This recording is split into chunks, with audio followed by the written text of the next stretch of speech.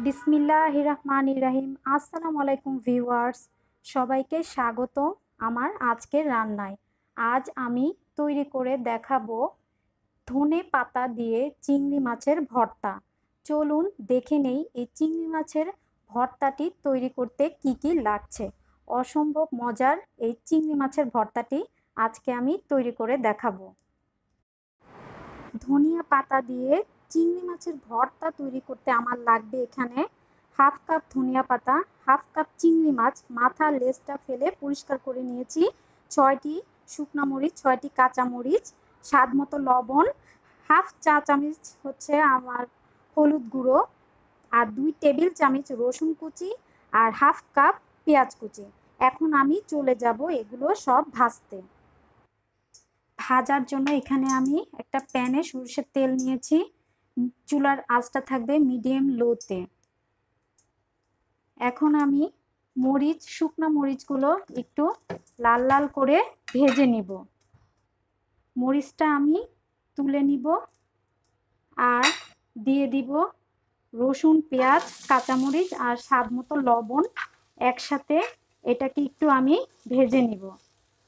এটা ভেজে নিলে যে পেঁয়াজের কাঁচা গন্ধটা সেটা চলে যাবে, আর ভর্তাটাও অনেকক্ষণ থাকবে, তা নষ্ট হয়ে যাবে না। কাঁচা পেঁয়াজের গন্ধে ভর্তাটা তাড়াতাড়ি নষ্ট হয়ে যায়, আর পেঁয়াজটা ভেজে নিলে ভর্তাটা অনেকক্ষণ ভালো থাকে। হয়ে গিয়েছে, এখন আমি পেঁয়াজটা তুলে নেব। পেঁয়াজটা আমি আর ভাজবো না, এখন আমি পেঁয়াজটা তুলে নিব। এখন আমি প্যানে আর একটু সরষের তেল দিলাম আর চিংড়ি মাছগুলো একটু হলুদ দিয়ে ভেজে নিব।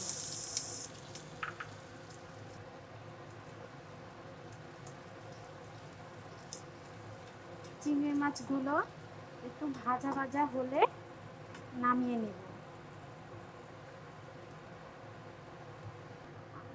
আমার চিংড়ি মাছগুলো ভাজা শেষ, এখন আমি এগুলো একটা পাত্রে তুলে নেব আর চুলাটা বন্ধ করে দেব। আমার সবগুলো উপকরণ ভাজা শেষ, এখন আমি চিংড়ি মাছগুলো ঠান্ডা করে একটা ব্লেন্ডারে জারে নিয়ে নিব।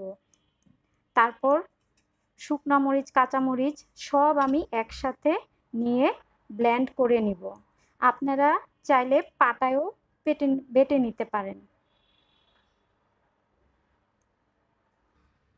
ভিউয়ার্স, আমি ভর্তাটি ব্লেন্ড করে নিয়েছি, এখন একটু ধনে পাতা দিয়ে মেখে নিব। আমি ব্লেন্ড করার সময় কিছু ধনে পাতা দিয়ে ব্লেন্ড করেছি, আর কিছু আমি ভর্তার সাথে মিক্স করে নিব। তারপর এটাকে আমি সার্ভ করে নিয়ে আসব। ভিউয়ার্স, আমি ভর্তাটি একটু সাজিয়ে নিয়েছি। ধনিয়া পাতা দিয়ে এই চিংড়ি মাছের ভর্তাটি অসম্ভব মজার। আপনারা না করে খেলে বুঝবেন না। অবশ্যই বাসায় এটি তৈরি করে খাবেন এবং সবাই অনেক ভালো থাকবেন। আমার জন্য দোয়া করবেন। আল্লাহ হাফেজ।